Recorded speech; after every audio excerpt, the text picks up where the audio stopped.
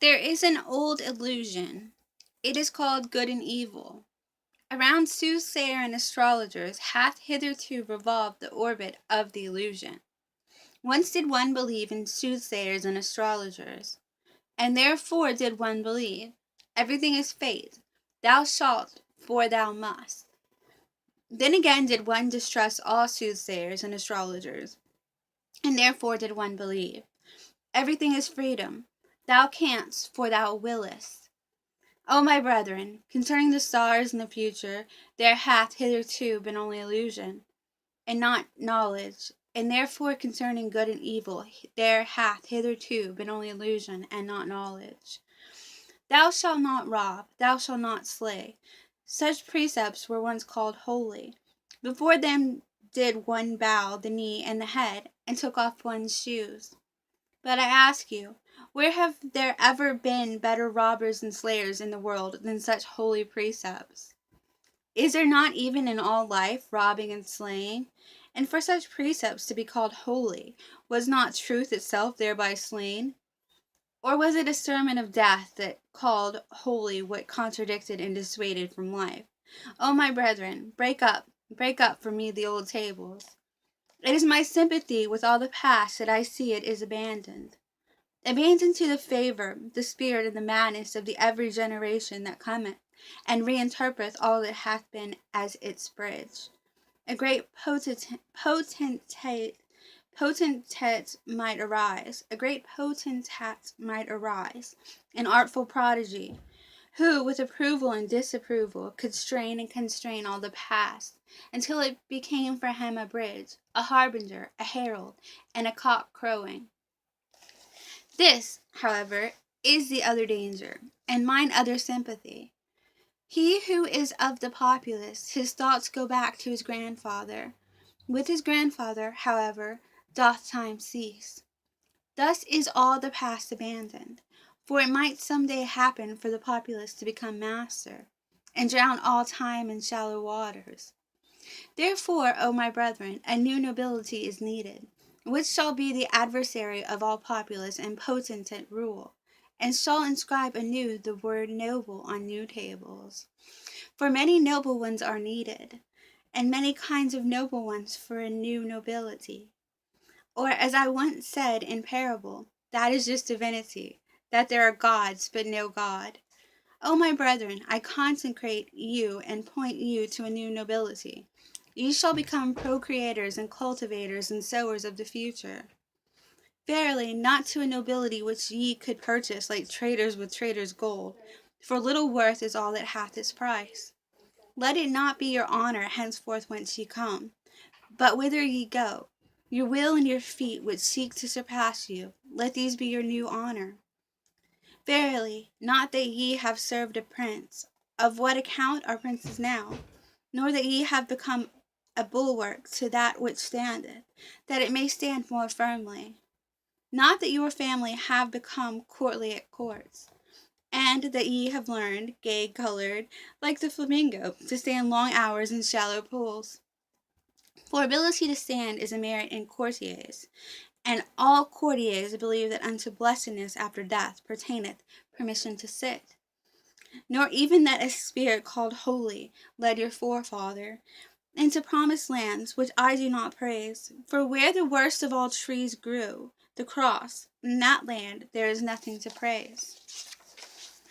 And verily, wherever this Holy Spirit led its knights, always in such campaigns did goats and geese and rye heads and guy heads run foremost. O my brethren, not backwards shall your nobility gaze, but outward. Exiles shall ye be from all fatherlands and forefatherlands. Your children's land shall ye love. Let this love be your new nobility, the undiscovered in the remotest seas. For it do I bid your sails search and search. Unto your children shall ye make amends for being the children of your fathers. All that past shall ye thus redeem. This new table do I place over you. Why should one live? All is vain. To live, that is to thrash straw. To live, that is to burn oneself and yet not get warm. Such ancient babbling still passeth for wisdom, because it is old, however, and smelleth mustily. Therefore is it the more honored, even mold and noblest. Children might thus speak. They shun the fire because it hath burnt them. There is much childishness in the old books of wisdom. And he who ever thrashes straw, why would he be allowed to rail at thrashing? Such a fool, when he would have to muzzle. Such persons sit down to the table and bring nothing with them, not even good hunger. And then do they rail. All is vain. But to eat and drink well, my brethren, is verily no vain art.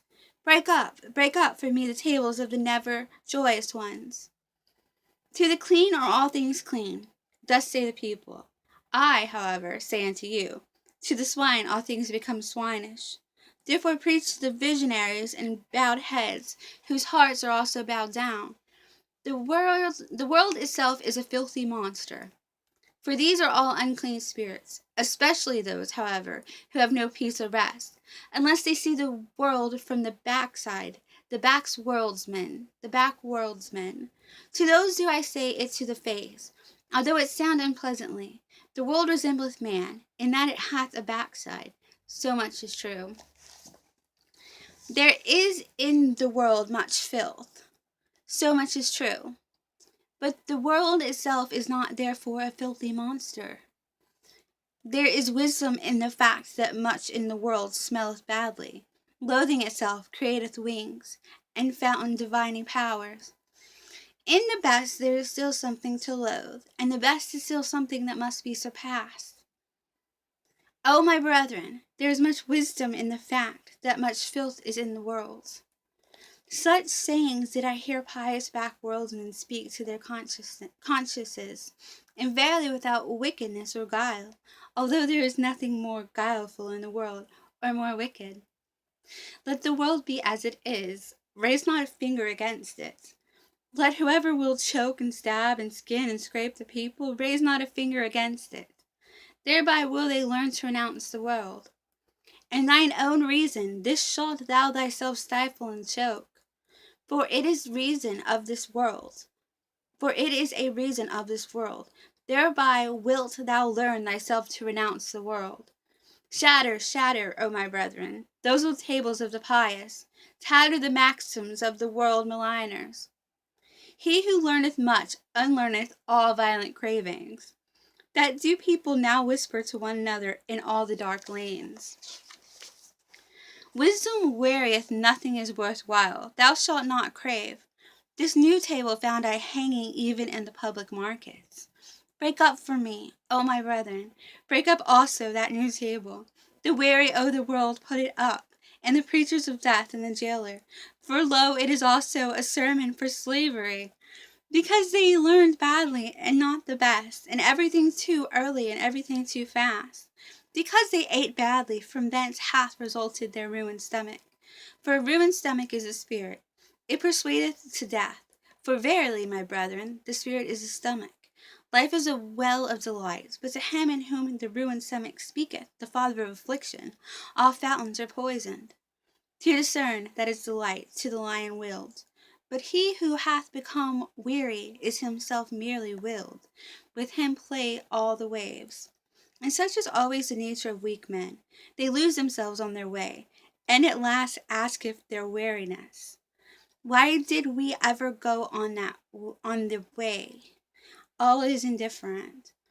To them soundeth it pleasant to have preached in their ears. Nothing is worth while. Ye shall not will. That, however, is a sermon for slavery. O my brethren, a fresh blustering wind cometh Zarathustra unto all way-weary ones. Many noses will he yet make sneeze. Even though walls bloweth my free breath, and into prisons and imprisoned spirits. Willing emancipateth, for willing is creating. So do I teach. And only for creating shall ye learn. And also the learning shall ye learn only from me, the learning well. He who hath ears, let him hear. There standeth the boat, thither goeth it over. Perhaps into vast nothingness, but who willeth to enter into this? Perhaps. None of you want to enter into the death boat. How should ye then be world-weary ones? World-weary ones, and have not even withdrawn from the earth? Eager did I ever find you for the earth, amorous still of your own earth-weariness. Not in vain doth your lip hang down, a small worldly wish still sitteth thereon, and in your eye floateth there not a cloudlet of unforgotten earthly bliss. There are on the earth many good inventions, some useful, some pleasant. For their sake is the earth to be loved. And many such good inventions are there, that they are like woman's breast, useful at the same time, and pleasant. Ye world-weary ones, however, ye earth idlers, you shall one beat with stripes. You shall one beat with stripes.